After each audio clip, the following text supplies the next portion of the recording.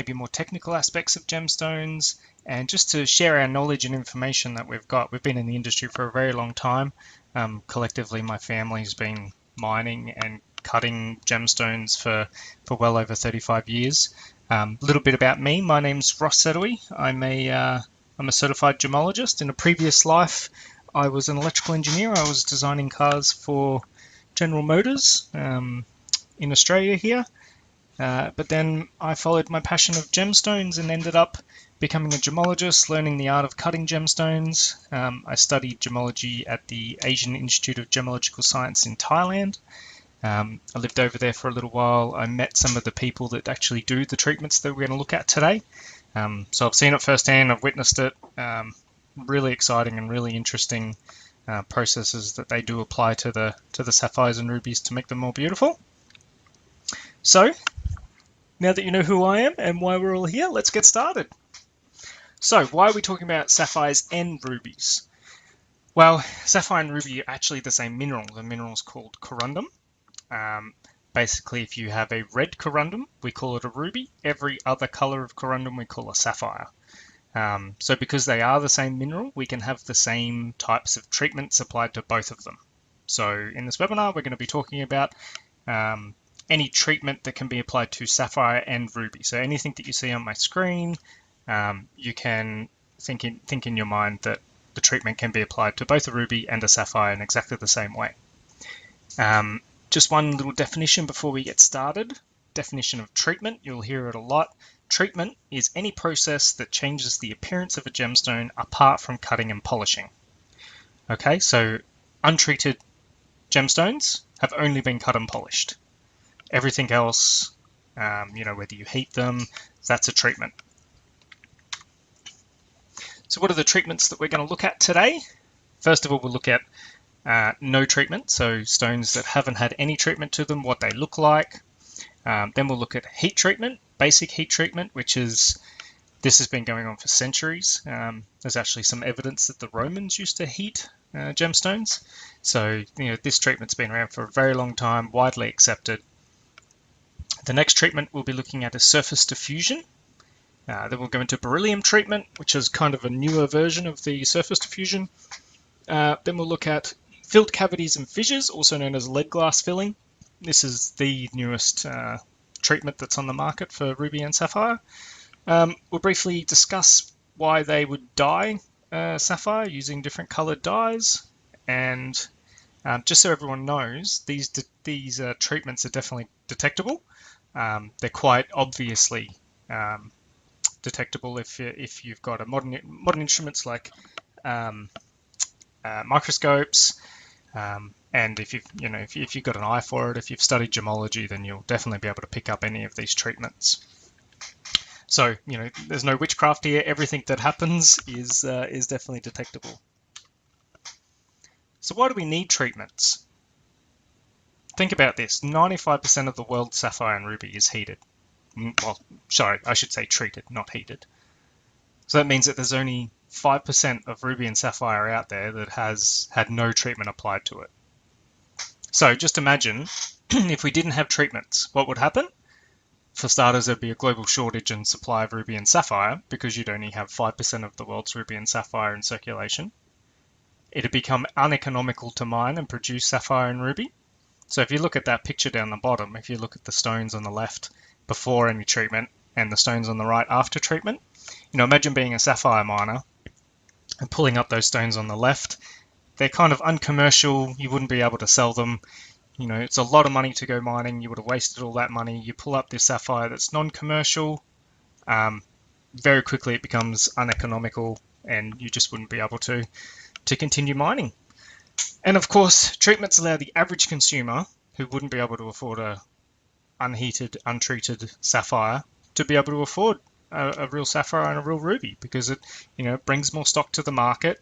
It brings a broader range of sapphire and ruby to the market and allows everyone like you and me to actually enjoy a ruby or a sapphire. So one thing that I would like everyone to understand, to take away, is that treatments are not a bad thing. They're absolutely not a bad thing. They allow all of us to enjoy sapphires and rubies. They give us all an opportunity to be able to own and afford a sapphire and ruby. So by no means are treatments a bad thing. The only point that I will make is that treatments must be disclosed. There's no point someone selling you something that isn't what you say it is. So as long as you know what you're buying, treatments are not a bad thing at all. So let's get into it. Untreated rubies and sapphires. So ruby and sapphire, like I said, they're the mineral corundum. That's a chemical formula there for corundum, Al2O3. Pure corundum is white, colorless, has no color, and this is where we get our white sapphires from. So then on the left there, if we add a little bit of the element chromium into the crystal lattice, our corundum starts to turn red, and that's where we get the ruby. On the other side, we have a couple of other impurities. If we add titanium into the crystal lattice, our corundum turns blue and we get blue sapphire. If we add iron, then the sapphire starts to turn yellow, orangey yellow. We get those beautiful orange and yellow sapphires. If the chromium content isn't high enough for it to become red, then it's one shade lower, which is our pink sapphires. And then interestingly, you can mix any of those up. So if you get the titanium and the chromium, so the blue and the pink, you'll make a purple sapphire. If you get iron and chromium, put them together, you'll get an orangey yellow pink stone, which we call the Padparacha sapphire, which is a very rare form of sapphire. So it's just like cooking, really. You take pure corundum, you add in a couple of different elements, and you get different colors. From a gemological point of view, the pictures along the bottom, the one on the bottom left is actually a microscopic picture of the internal occlusions of a ruby that has been untreated. We call this silk. You can see all these beautiful lines of silk that are inside the ruby. They're all intact. That's exactly what an untreated ruby looks like when we look through a microscope. On the right hand side, we've got some negative crystals, so you can't see these with your naked eye. They're microscopic cavities inside the sapphire. Untreated sapphires will have these nice cavities with sharp edges. Nothing's changed, nothing modified. That's how a untreated ruby looks. When we go through the next slides of actually doing treatments, I'll show you some pictures of how these types of inclusions actually change when you heat treat a sapphire, and that's how we detect any treatments that's been applied to the stones. So heat treatment's the first treatment that I want to talk about. It's widely accepted in the industry, and basically what happens, this is very, very high level, I won't go into too much detail, but basically what happens is they get sapphire and they get ruby. They put them into furnaces and heat them up to approximately 1800 degrees Celsius, which is 3270 Fahrenheit. Very hot. It's almost to the melting point of the sapphire. They also put them in either what they call an oxidizing or a reducing atmosphere. So that means you heat it with the presence of oxygen or you heat it without the presence of oxygen, and that can lighten or darken the color of the sapphire. So what actually happens when we heat it, we heat the stones up to almost melting temperature, and then when the stone recrystallizes, some of the imperfections that happened in the original stone when it was recrystallizing get fixed. So if you think about it like this, humans are fixing what nature missed. So internal flaws in the stone, they can be removed. Some of that silk that I showed you in the ruby, that can actually get melted and reabsorbed into the crystal. And by doing that, you actually improve the clarity, for one, because there's less inclusions inside the stone. And in a lot of cases, you'll improve the color for one of two reasons. There's less inclusions, so the light bounces around inside the stone better without interference. And also color, I'll get to the color part in a second. Here we go. So how does heat improve color and clarity? So clarity, like I said, if we remove inclusions like silk, there's less interference for the light to bounce around inside the gemstone, making it a brighter, more vibrant stone. Now, color is very interesting. With sapphires especially, if you look at the bottom left picture, that is silk inside a sapphire. So just like the ruby, the sapphire has the same silk. You can see all those lines are all solid, they're all intact. Now what those lines are, it's actually called another mineral called rutile. Now, rutile is made of titanium dioxide. So if you think back to one of my first slides where I said sapphire gets its color by adding titanium to the crystal structure. So in this case, in an unheated sapphire, the titanium isn't actually in the crystal structure of the sapphire. It's its own little mineral inside the stone, called the silk. So what happens when we heat it is we actually heat it up to 1800 degrees. That rutile begins to melt. So on the right-hand side, you can see the same stone, and all of those rutile needles are now dotted. Some of they're not intact. The titanium's actually melted out of the titanium dioxide and been reabsorbed back into the stone. So that means that after heating, there'll be more titanium in the crystal structure and the stone will come out bluer. Now, this also happens for ruby. The silk doesn't get absorbed in ruby as much, but if there's any stray chromium atoms floating around inside the ruby, after they heat it, and when it recrystallizes, the chromium will be reabsorbed into the ruby and it'll become redder.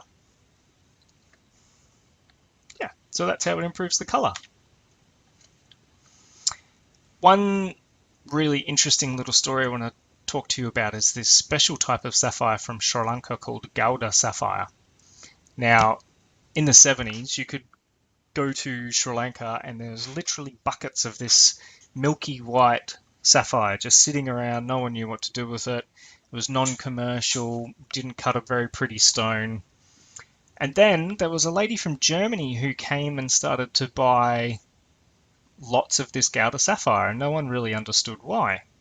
So it turned out that this Geuda sapphire, the milky white inside the stone, is actually caused from the rutile silk. So when you heat that stone, it turns an incredible blue color. So you can see on the right side there's a Geuda sapphire that's white, and then next to it is a heat-treated version of that stone. So all that silk has got reabsorbed into the crystal lattice, and you end up with this beautiful blue stone. And then in the middle is an old Sri Lankan technique for heating up sapphires. This man will literally sit there for about 30 minutes blowing through that pipe to keep the charcoal nice and hot at a level where the silk will actually melt. It's pretty incredible to watch, actually. So that's heat treatment, basic heat treatment. The next treatment that I want to talk about is surface diffusion. So this treatment mainly applies to blue sapphires. So if you remember again that titanium is the element that gives sapphire its blue color, the whole point of surface diffusion is that it'll coat the sapphire in a thin layer of blue sapphire. So I say coat because it's not really, it's not painted on or anything. It's actually absorbed into the crystal lattice. But what happens is when the sapphires are heated at a super high temperature, they add titanium into the atmosphere, and that bonds with the outer layer of the existing sapphire. So if you have a look at the picture down in the bottom left-hand corner, there's a side view of a white sapphire that's had surface diffusion applied to it. And you can just see around the outside that there's a thin layer of blue. And that's what surface diffusion does. So it doesn't penetrate very deep into the stone. It's only just around the edges. So these stones generally can't be recut. They can be repolished, but they can't be recut because the color will be removed. So once again, this is taking a natural sapphire, and this time we're adding titanium to the outside of the stone so that the titanium fuses with the existing crystal lattice to make a bluer color. And a couple of the things that we look for detection, in the middle, you can actually see concentrations of color at the facet junctions. So in a normal stone, this doesn't happen. But with a surface diffused stone, where all of the facet junctions meet, because it's a point, the titanium can go in just a little bit further, and it makes the color stronger in those points. So if you've got a surface diffused stone at home, get a glass of water, very easily put a glass of water on a piece of white paper and put your gemstone into it, and if you can see, you'll be able to see the concentrations of the color. So they call that the immersion method, if you want to go and look that up later on. Our next treatment, beryllium treatment, same idea as surface diffusion, but they add the element beryllium instead of titanium. Now, it was quite funny how this actually happened. It was in Thailand, and they were cooking. That's the term that they use. They say it's cooking. They were cooking some sapphires, and they accidentally had a piece of chrysoberyl, which is another mineral. They had a piece of chrysoberyl in the furnace at the same time. And when they pulled these stones out, they were all beautiful paparazzi color, and no one could really understand why. So what had actually happened was the beryllium from the chrysoberyl ended up moving over into the sapphire and infusing with the lattice of the sapphire and produced these amazing orange and yellow colors. The way it produces those colors is quite complicated, so I won't go into it. But basically, beryllium treatment is used to produce golden, yellow, orange, apricot, and paparazzi color sapphires. It's also used to lighten some colors of rubies and sapphires, so you can get beryllium treated rubies and blue sapphires, but it's mainly your yellows and paparazzi colored stones. So down the left hand side there, you can see that there's a pink sapphire in the middle, and there's quite a thick layer of orangey yellow sapphire around the outside. If you were to view that stone, it would look like a beautiful orangey pink paparazzi sapphire. In the middle there, this is a telltale sign of beryllium.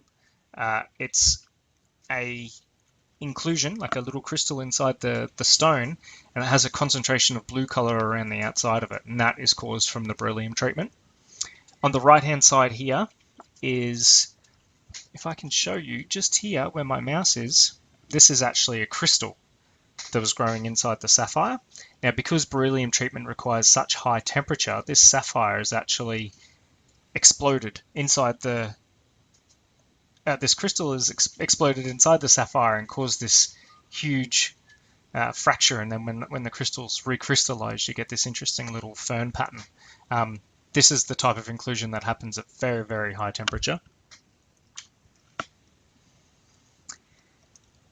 The next treatment I want to talk about is the newest treatment on the market, and this goes under quite a few different names at the moment. We've got filled cavities and fissures, we've got lead glass filled rubies, we've got glass ruby composite. They all mean the same thing. Basically what they do is they take the low quality sapphire and ruby, mainly from Africa. The material out of Sri Lanka and areas like that don't have the same type of crystal growth that allows this type of treatment. So they take the raw material, they acid wash it, and then all of the cracks and the fissures that are existing, they get a high refractive index glass and they fill the cracks with this glass. And now that glass also contains different coloring agents. So for a ruby, there's a red coloring agent. For sapphire, there's a blue coloring agent. On the market now, you can have greens, you can have yellows, lots of different colors for lead glass filling. You can see in the middle there, that's the rough material, and the little picture of the insert there is what it turns into. It's quite an amazing treatment.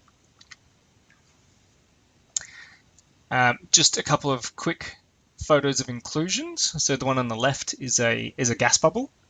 So it's when they were pouring the glass in, the glass is quite thick, little gas bubbles get trapped inside the glass, and then when you look through a magnifying glass, through a microscope, you can see these gas bubbles trapped inside the cavities. On the right hand side is a magnified view of what actually happens when you look at the surface of a glass-filled ruby or sapphire. So if you've got one at home, you can actually do this. You can tilt your gemstone so that the light gets reflected off the top of it, and you'll actually be able to see all these lines here are cavities inside the sapphire that have been filled with glass. So the rest of this is all natural sapphire, and then all these lines are glass-filled cavities.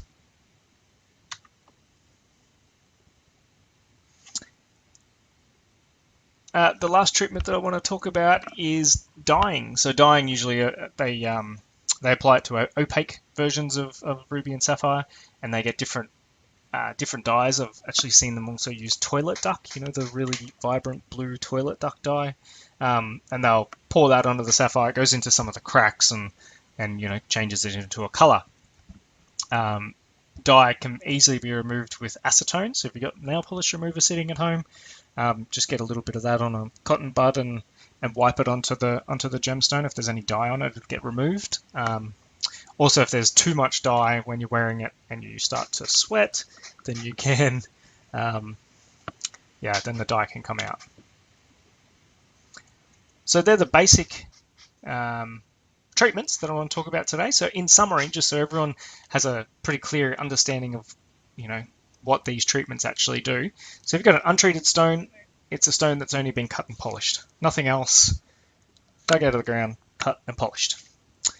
Heat-treated stones have got no additives added to them, but the heat process fixes any internal flaws, improves the color, improves the clarity, but the stone is still 100% natural. Surface diffusion and beryllium treatment. So both of these have external elements added to them during the heating process.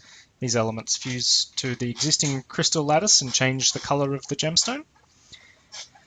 Fissure filled is the high refractive index glass that's added to the stone.